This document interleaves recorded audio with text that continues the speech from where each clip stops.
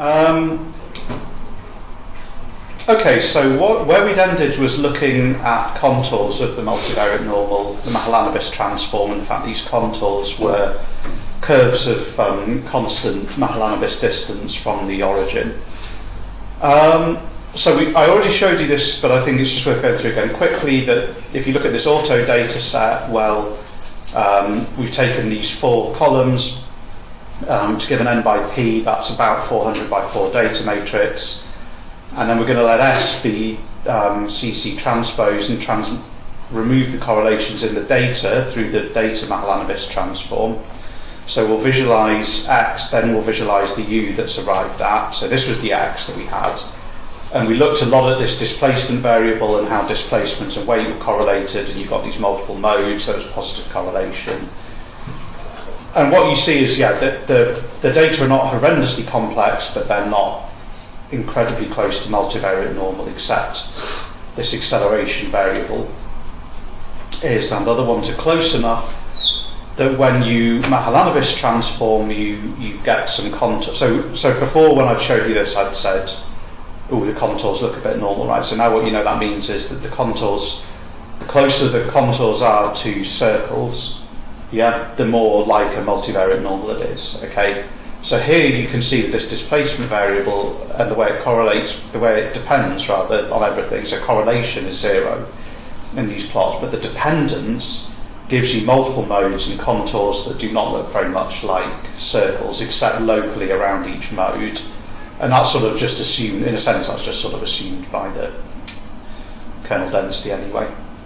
But here you can see that it might be more reasonable to assume for some of these plots, there may be, we discussed outliers and what that means, but you might be more justified using a multivariate normal model here, right?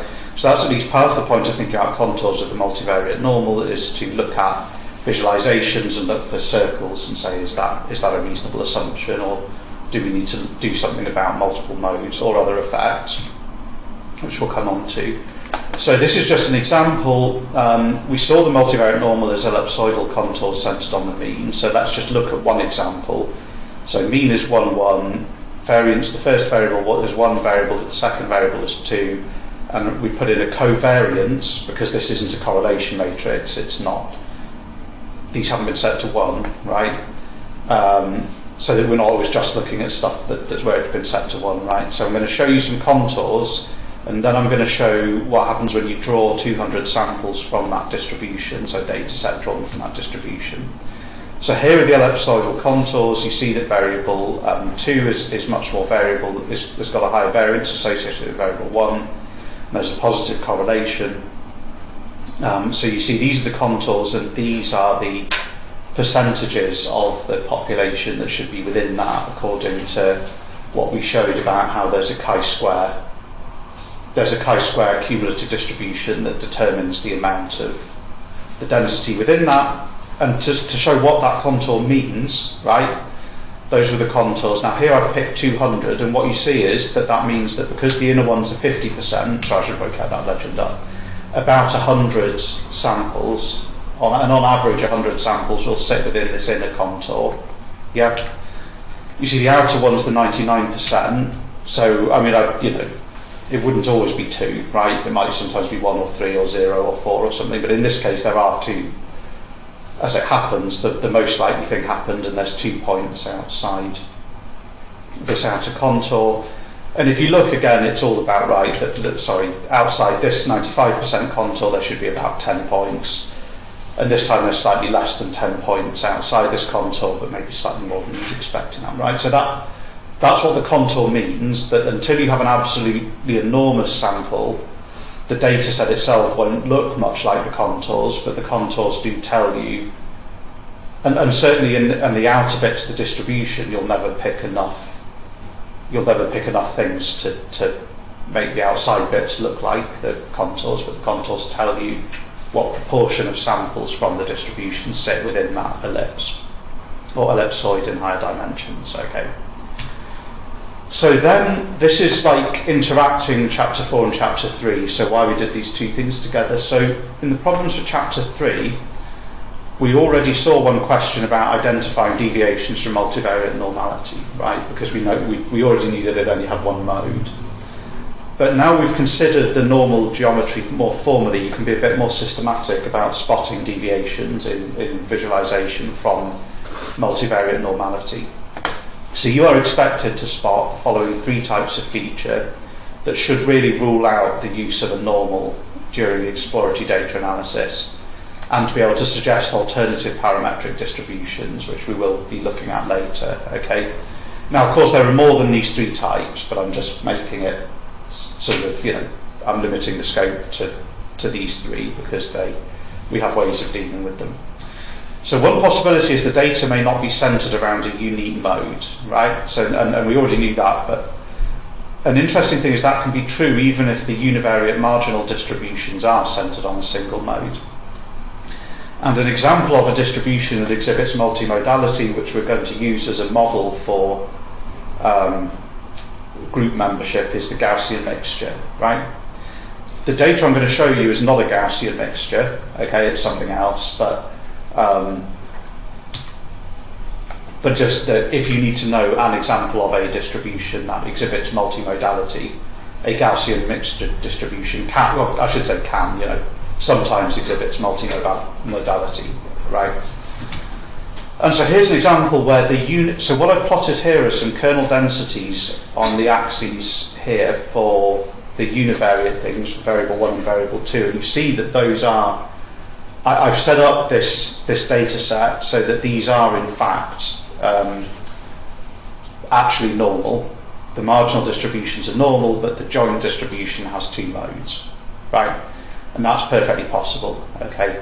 It's not terribly likely because I just have to fiddle it a bit to do that, but it's just worth saying that there can be multiple modes that you don't see on the marginals, right? Then what you can have is what you might call excess heterogeneity or outliers. One or more data points may be very far from the mode, i.e.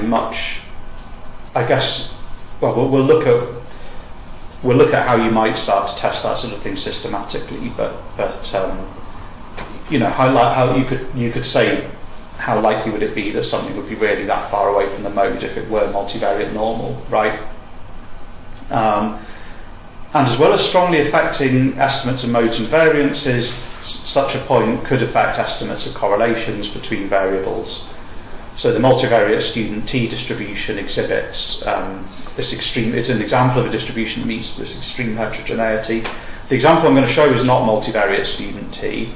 It's two uncorrelated variables, but with one kind of thrown out, right?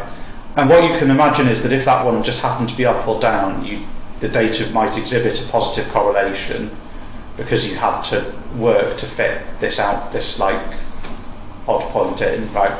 So I think the only time, so like I said, I don't whether you call it outlier or not. I don't really care, but either this happens because the process that generated the data really does occasionally throw out something very far from the mode, or it's an error in the data. So if it's an error in the data, you should probably remove it. If it's something that the data generating process does occasionally produce, you should do something like use a multivariate student T for the model, right? Which is something that allows, can look a bit like a normal locally, but will occasionally throw out these extreme events. Okay. And then the data may only take positive values or values in some restricted region of RP. So for the multivariate case, such a restriction can be more complex than the univariate case. We're only going to consider the positive values case here. So multivariate log normal requires the random vectoric models to have all positive values. Again, what I'm going to show you is not a multivariate log normal. We're going to meet these three distributions I've used as the example. We're going to meet them later, right?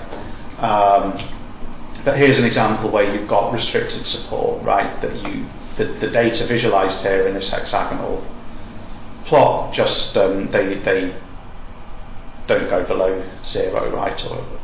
so they're somehow restricted. Yeah. So for aligners, like when we use the box plots, we can have the lower bounds and upper bounds with Q1 and Q3, so we can know which point is the outliers.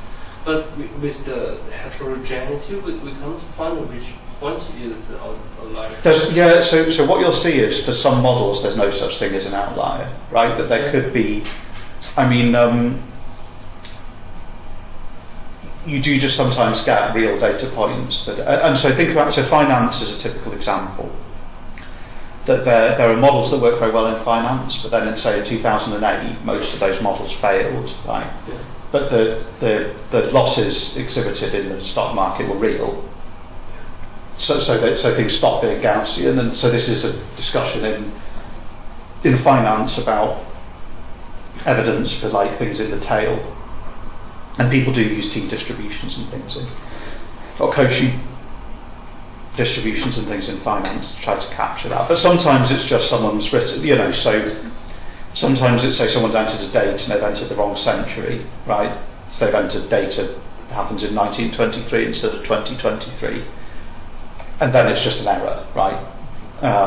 So there's two different things, and you're right. You can use box plots for that. Like I say, I tend to advocate the scatter, but if it works. And then finally, this is a bit of fun, right? Which is, here's a highly non-normal hexagon bin that, like, if you wanted to look, and I thought it was nice because of the contours, right? That this is somebody drawn. They're not strictly contours, but like, if you look at the population of Canada has this enormous landmass, and half the population lives in this tiny bit down here. Yeah, and 99% lives in the bottom bit because it's just so cold, right, in the north of these kind of bits are kind of completely Arctic and frozen, so they're part of Canada, but everyone lives somewhere else. So this is an example of very non-normal data, right? Okay, so are there any questions on that chapter for material on the geometry of the multivariate normal?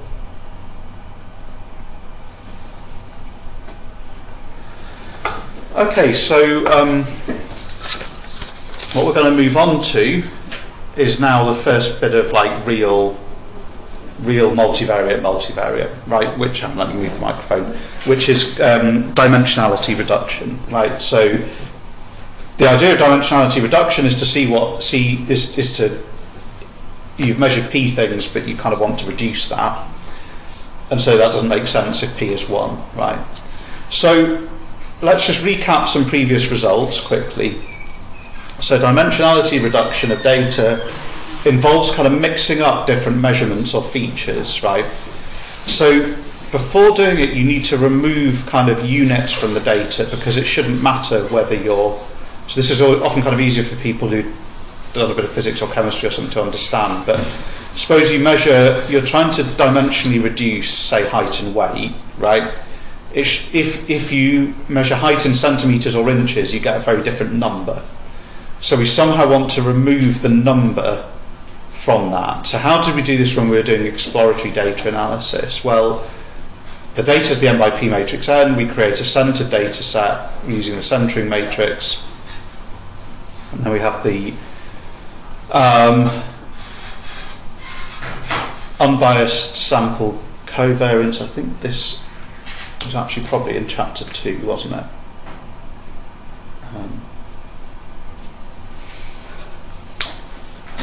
So I'm going to drop the subscript D and assume that we're working with the unbiased one, or that whichever one we work with doesn't matter. Yeah. So now consider the p by p matrix D that has the sigmas on its inverse. If we take the you could write this as a Hadamard if you wanted, yeah. But we're going to take a D matrix, and then it turns out that D acts a bit like the Cholesky, in that if you post multiply by it, then you get the standardized data, right? So you center out with that, then out with this matrix, and that standardizes. Okay. So what happens when you standardize is that standard data will have mean Z and covariance matrix equal to X's correlation matrix. Okay. Z is called the standardized data, and the transform in components is subtract the mean and divide by the standard deviation. Okay? So the ZIA matrix, the ith observation, the nth feature, you subtract the mean of the nth feature and divide by the standard deviation. And the point is, if the mean is in centimetres, the standard deviation is in centimetres. Yeah? So this Z has no units. Okay? And if X were normal distributed, this would be standard normal. It would have mean 0 and standard deviation 1. Yeah? So note correlation matrix R defined in chapter 3, which is EDA for the original data X, will be equal to the covariance matrix for data Z. The data set Z will have equal covariance and correlation matrices. In contrast, the Mahalanobis transform, in general, none of those covariance or correlation will be equal to the identity, right? They have ones on the diagonal, but it's not the identity matrix. Okay, so here's our example that we did exhaustively. So any data set with two features. So for any bivariate data, there's only one covariance matrix for standardized data, or correlation matrix of unstandardized data, which is this one, 1, 1 row, right? Row for row. Row, remember, can be negative here, right? And we met this in the problems for chapter 1 and found this eigensystem. Any 2D matrix will have this form unstandardized. So what I want to do is then let's look at the contours so these contours here are for mean is 0, 0, yeah, and standard deviation is 1 row 1, yeah. And so this one here is row is 0, right? And we saw that for this, so the eigenvalues, the eigenvectors are 1, 1 and 1 minus 1, yeah, which on this plot look like this. So that is, hang on, that is V1 hat, yeah, and we drew this before, and that's V2 hat, yeah. Those are the eigenvectors. And the point is that the eigenvalues are 1 plus minus row, okay? So here what we have is repeated eigenvalues because they're both 1, yeah? Lambda plus minus is 1. And people were asking in the tutorial why, what you actually get, this is called the degenerate case, so you have equal eigenvalues, so you could actually here have any eigensystem, right? These could be rotated any amount, it doesn't have to be this one, right? Because the circle doesn't have a preferred set of axes, okay? But when you've got an ellipse here like this, yes, the ellipse does have a major and a minor axis, yeah? And this again is V1 and V2, but you can see the actual major axis is scaled so that the major axis is longer than V1, and it's longer by an amount, root 1 plus row, yeah, and the minor axis is shorter than V2 because it's scaled by an amount 1 minus row, if you remember, yeah, it's square root of the eigenvalue, okay? And so this one here, this was row equals 0, this was row as a third, yeah, and this is row as 0.9, okay? So these are examples of contours, and what I want you to think when you look at this example is as the row keeps getting bigger and bigger, these contours are going to tend to be more and more like a line, right? Just one line. So you're not learning anything about the data. All the data is going to sit along one eigenvalue, right? As the correlation gets stronger. Yeah. So very correlated data, even if you've measured two things, is sort of one-dimensional. There's only one degree of freedom, approximately. Okay. So let's just look at this motivation here. So again, what I did is I think I showed you this in the introduction. But this was the US Army measures loads of things about everyone when they turn up, okay? And what this data showed is the foot length and circumference strongly correlated, as we'd expect. Now if you go to buy a shoe, what you'll see is that people know their shoe size. They'll go, I'm shoe size 6 or I'm shoe size 12 or something. Sometimes you need to change the width, right? If you've got a particularly narrow foot, you might be an F, or a particularly wide foot, you might be an H, right? But in general, one integer or half integer is enough to specify what shoe that you need, and that's because the length and width of your foot is correlated. Length and widths of feet are correlated. Okay. So let me. So here's the real data. Yeah. So this is the I don't know exactly what bit of the foot's which, but this is something to do with the width of the foot, and this is something to do with its length, right? And you see those are strongly correlated. So here I've drawn the second eigenvalue, and here I've drawn the first. So here I've standardised. Yep. So I've standardised the data, and then drawn on the eigenvalues, but a bit bigger, just so you can see them, right? And now we're going to think about projecting. So here on the left, this is the length. What I've done is I've just taken the length bit here and plotted, and I can imagine what I'm doing is I'm taking each data point and putting it on here, and then drawing a histogram of where each point lands, right? That's what projecting is. We'll define it formally in a bit. And the same at the bottom, I'm projecting these points here. I look at how the histogram goes, and then I draw that histogram here. Yeah. But now what we're going to do here on the right is I'm going to push each data point onto this axis. Yeah. And then I'm going to plot them. And what happens when I plot all the data points, pushing them onto V plus, and looking at how they distribute along V plus, is I get this outer histogram here, and you see that much wider. This thing here is a normal 0, 1 distribution, yeah. And what you see is that the data, when projected onto the dominant eigenvalue, are much wider than a standard normal. And then if I project them onto the non-dominant eigenvalue, yeah, and look at that histogram, plot that there, I see that the data is much narrower than a standard normal. Yeah.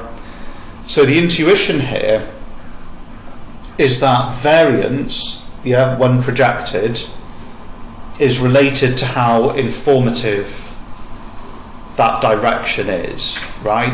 So we decided when we were looking at these ones here that the information is all about where you are here when you get strong correlation, and there's not much information in the data and how far away from that line you are. Yeah. And another way of thinking about that is that you have more variance when projected along the direction in which there's more information. Okay, and that intuition is the basis for PCA. So that's the point, is you've got the major axis is in this direction, root 1 plus rho. And if you remember in chapter 1, which was the mathematical foundations, yeah, we spend lots of time projecting, so we can project onto V plus and V minus. And the point is, the value of rho increases, you lose less and less information by omitting the value of a given observation in the V minus direction. Yeah. So if we go back to that, you see, yeah, so that's just explaining the thing that I explained. Okay. So let's go through some of the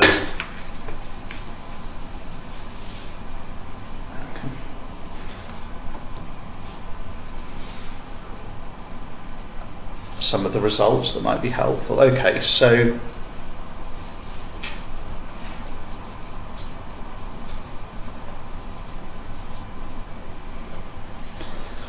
let's look at some of the maths that we're going to need.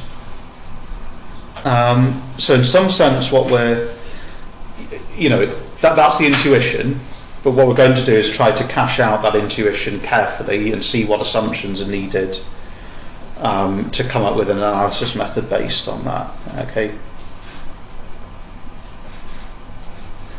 Okay, so we're going to want to optimize something, and to optimize things we need to differentiate them. So let's start by defining some derivatives that are going to be useful. So the derivative of a scalar Q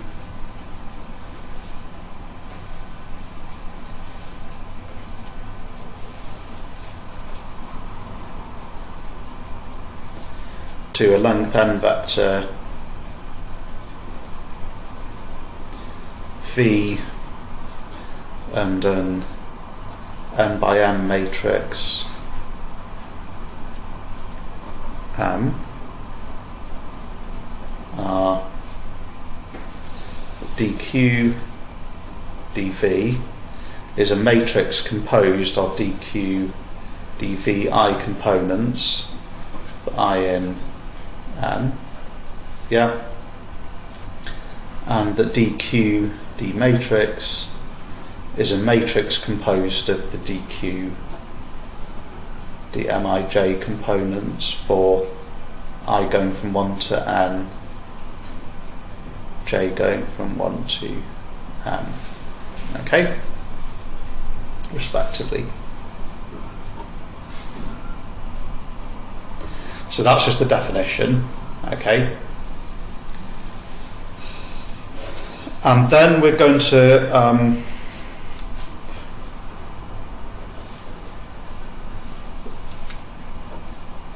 want to know that for a scalar that's what we could, what's called a quadratic form, which we met before, which is the most common scalar that we compose out of these vectors and matrix. So let Q equal V transpose M V for a length n vector V and a symmetric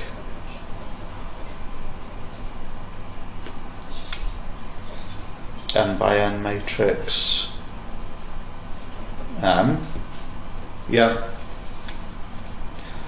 then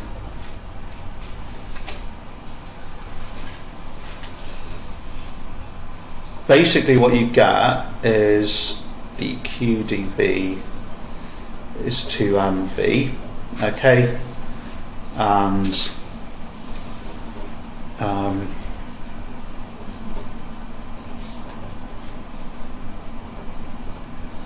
vv transpose, okay. And so note scalar version of these, if you think about it as ddx of x squared y is 2xy, yep, and dy of x squared y is x squared, yeah. So you can see that generalises the scalar result, right? But you have to be careful about ordering things for matrices, right? And then you can see this is as promised a vector, right? Because it's a matrix on a vector, which is a vector, and this is an outer product, which is a matrix, okay?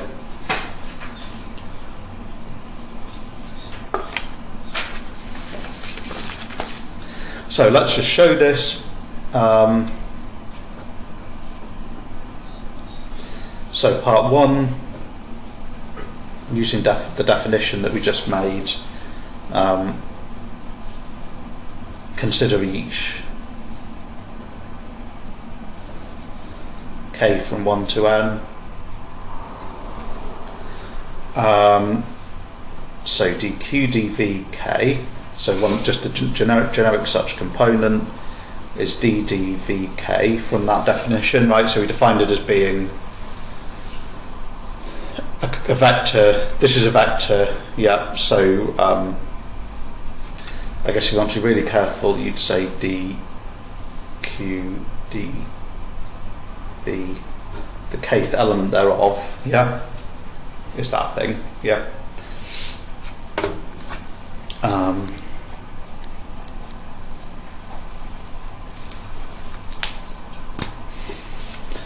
And it's of, let's write out the thing in components, so sum of ij, and we won't, it's obvious that ij are going from 1 to n, so let's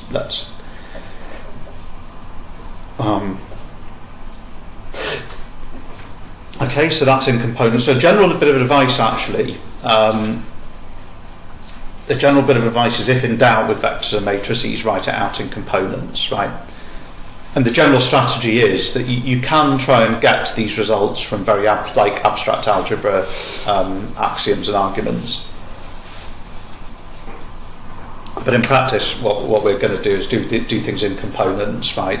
Show them as a general rule that makes sense, and then use that general rule to avoid having to write everything out in components all the time, right? That's a more general strategy, okay? So that's just writing out in components.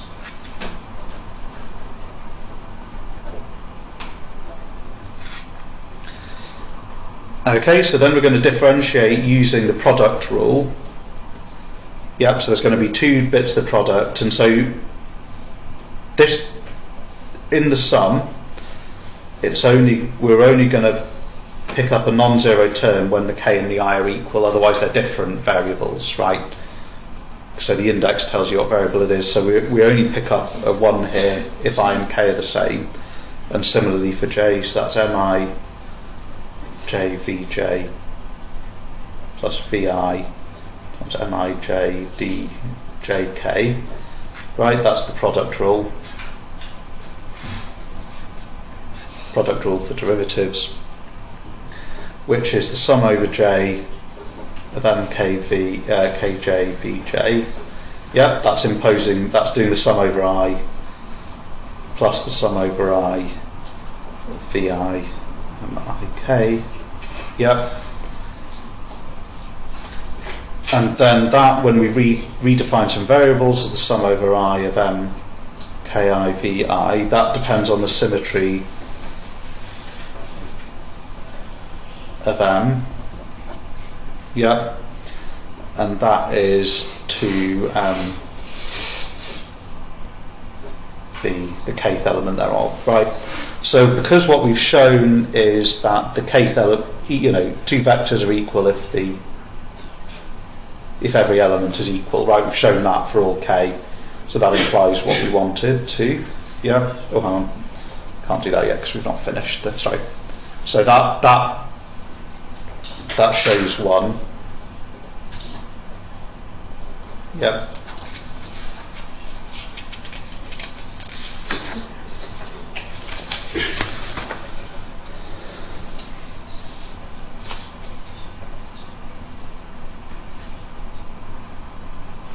So then for part 2, again we're going to write out in components, so dq dm. So we're going to use definition 1 and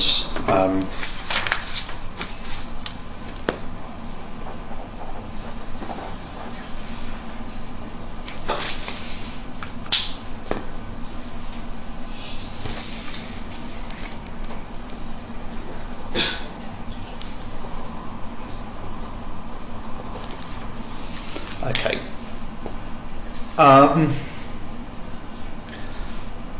So dq dm are so using the definition and considering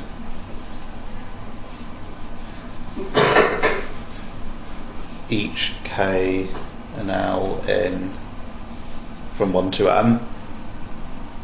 Yep. The k-lth element of dq dm is dq dm kl, which is dd kl on ij vi ij vj, yeah, which is expand in coordinates.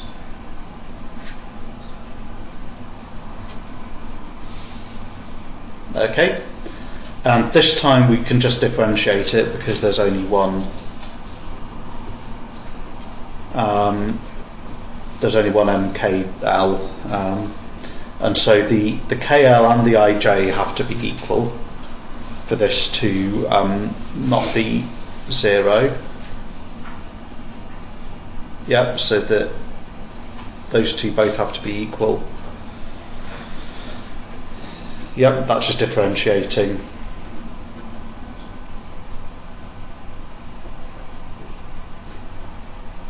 Yep. And then do the sum, so that's then going to be vk vl, yep, which is equal to that matrix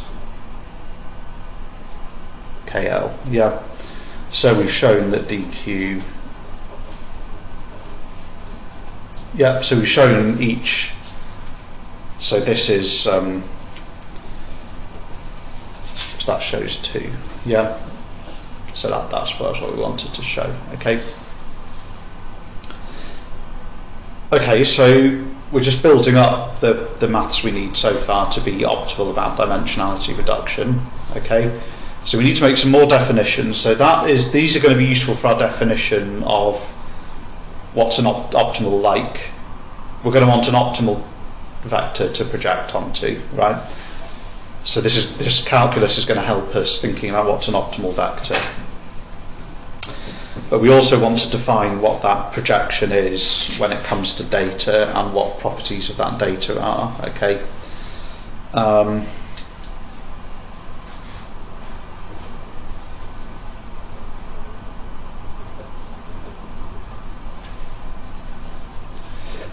Okay, so suppose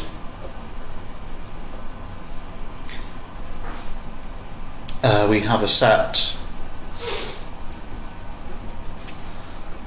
feature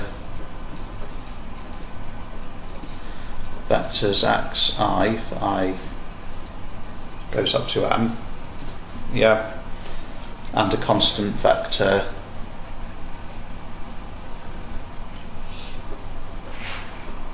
a. Okay.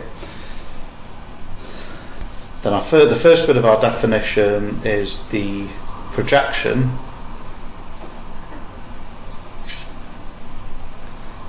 of the ith feature vector onto A is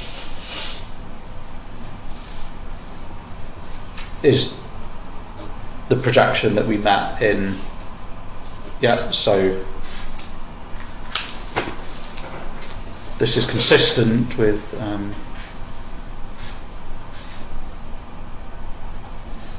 what we did in equation 1, 2, 1, yeah. So that's kind of just recapitulating what we mean by projection. Is you take the dot product.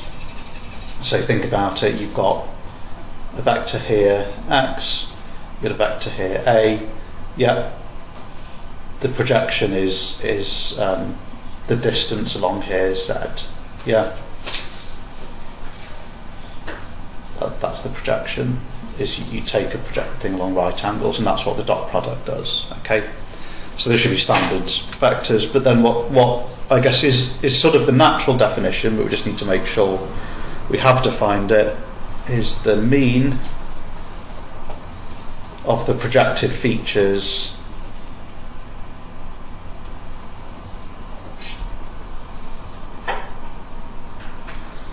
is this one, mean of z is 1 over n times sum of I equals 1 to n of zi. So that's what we expect. Yeah. So we then treat z like a univariate data set, and the variance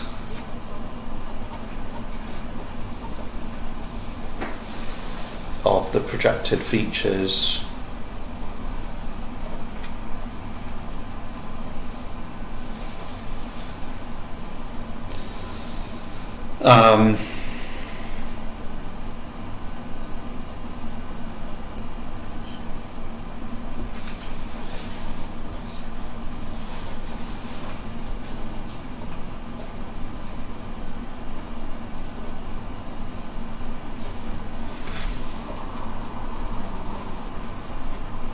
yeah, so it's the sum of squares minus the squared mean, right? The mean of squares minus the squared mean. Okay.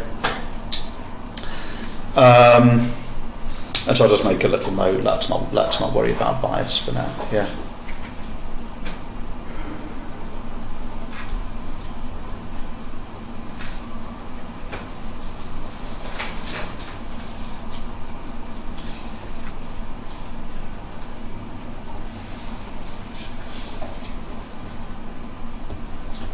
Yeah, so it's a CMAN is large enough, we're not worried about bias. Okay.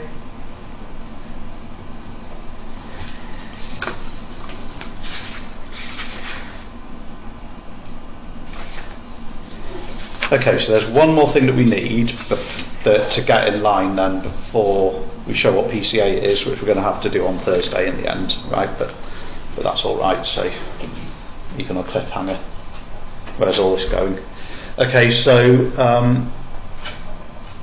we want to show what the general projected mean and variance of standardized data are. So where we start with a standardized data set,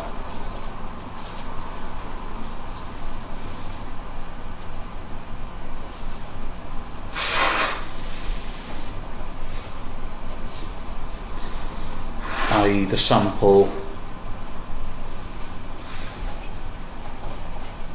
mean is 0 and the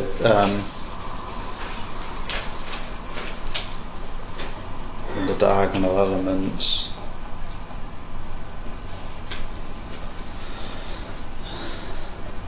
the sample covariance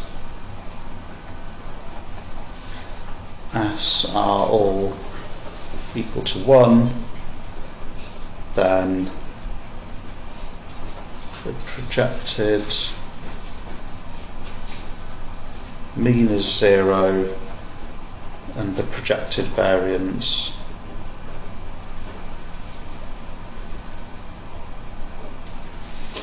is A over length of A squared. Okay?